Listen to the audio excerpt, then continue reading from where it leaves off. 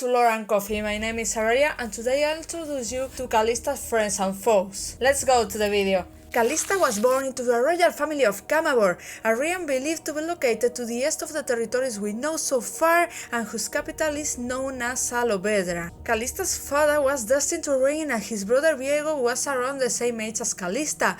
However, when he dies it's Viego who inherits the throne and not Kalista, but she becomes his most loyal general to the point of saving him of a murder attempt with a poison knife that ends striking Isolde, Viego's beloved wife. Kalista is then tasked with finding a cure for Isolde, and after discovering the Blessed Isles, she goes back to Alovedra to find that the queen is already dead and beyond salvation. Viego didn't accept her fate and insisted on going to the islands, where the Brethren of the Dusk denied him the use of the magic waters, causing Viego to strike them. During the attack, Kalista was betrayed and murdered by Hecarim, and when she revives, she's already the Spear or Spirit of Vengeance. And this is what is really interesting because the Spirit of Vengeance have part of our folklore in any culture since centuries ago. All these spirits suffer a cruel or unfair death and now claim revenge against either the people or the action that harmed them.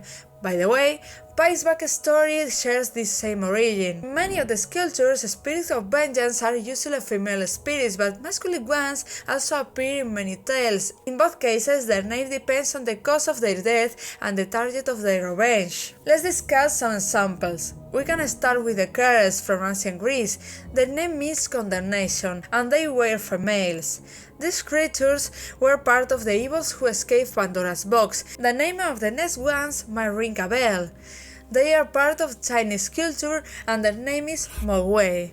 The prefix Mo derives from Mara, a demon from Indian stories that settled the fate of the dead, condemning them to a cycle of reincarnation and suffering. As you can see, this is quite similar to the Aryan course. Also part of the Chinese myths we can find the Nugui, female spirits with loose, messy hair who wear red dresses. But in the Japanese myths, we can find the Onryo, female spirits that do not always attack those who have betrayed them. These rays are popular because of their clear depiction in kabuki theater and are known for causing not only deaths but also natural disasters. There are many more examples of vengeful spirits in other cultures, but these are the closest to Kalista concept. Before dying, Kalista was in her 20s and even if a millennium has passed, she's still frozen in time, and when it came to representing her, it was very important to create a severe and vengeful face. This is achieved using the combination of the shape of her eyebrows, her marked cheekbones, her clenched lips, and her distinctive dark eye bags, and the final result is truly threatening. Let's discuss her clothes now, as they are key to define her origin and even her actual status. She wears patterned fabrics that clearly allude to the Shadow Isles banner. However, in a more subtle way, they also display Kalista's highest social status. At the same time, her armor and her helmet showcase her military background and her position as Viego's general. There are two symbols on Kalista's splash art that reflect her power in death. These are the spear that spears her, symbol of her vengeance and motivation, and the background highlighting the Shadow Isles, and the black mist which caused the rest to be stuck in their undead existence.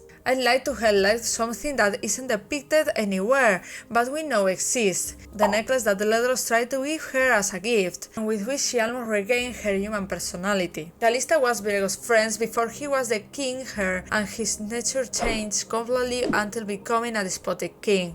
Even then, she didn't stop to believe in her friend, and his pet nature she didn't try to stop his madness. And the same happened to Ledros, who also had a good relationship with the king.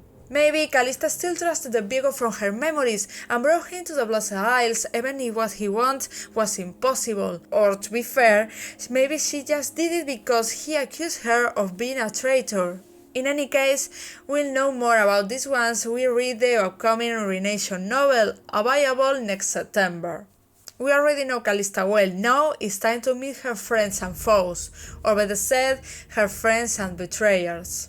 We've already mentioned Viego. He was her father's brother, and he and Kalista were around the same age. During their youth they were good friends, but once he was appointed king of Camavor, a position for which he had never been prepared, they grew apart. However, she was still his general, one of his most trusted advisors, something that Viego needed as he had many opponents because of his bad management.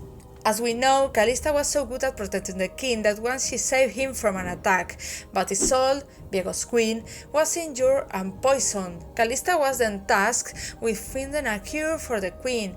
Searching for it, she traveled the wall of Runeterra until she reached the Blessed Isles. However, during her absence, her place was taken by Hecarim of the Iron Order. He felt Viego's madness and began to put the townsfolk to the sword. After Kalista returns, they all travel to Hylia, where Viego orders them to kill the monks, but Kalista refused to do it. Then Hecarim and his men betray Kalista and kill her, motivated by his envy and to remove an obstacle of his path to power. And someone blames himself for everything what happened. Ledros was the king's champion and also had a good relationship with him.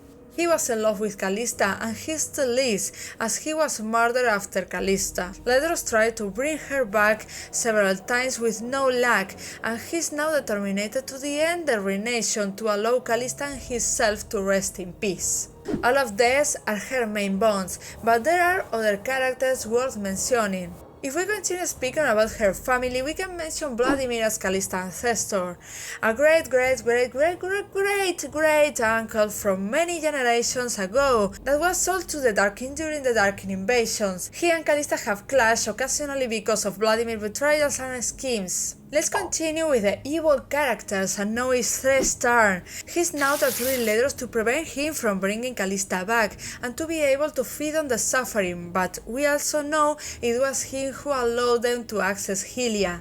Anyway, based on the Ruination novel synopsis, it seems we'll discover more about their relationship while reading it. We already mentioned the most important characters, but we still have two mentions to make. The first of them is Yorick, who at the time of their visit to Hylia was part of the Breathing of the Dusk. This monastic order was tasked with safekeeping the waters alive, which were able to heal any disease. This means he was part of the order that Viego ordered Kalista to kill. And as the last one, I'd like to mention Nekrit, a character introduced in the Ruined King game as a tribute to the English-speaking Lord Master of the same name. This character is an advisor on Camavor's court, so we can assume he's close to the royal family, including Kalista. Here ends this chapter of Friends and Foes of Runeterra starring Kalista. I hope you have enjoyed and that we are all prepared to read Ruination without missing any detail. If you enjoyed this video and would like to know more about the relationship of your favorite champion,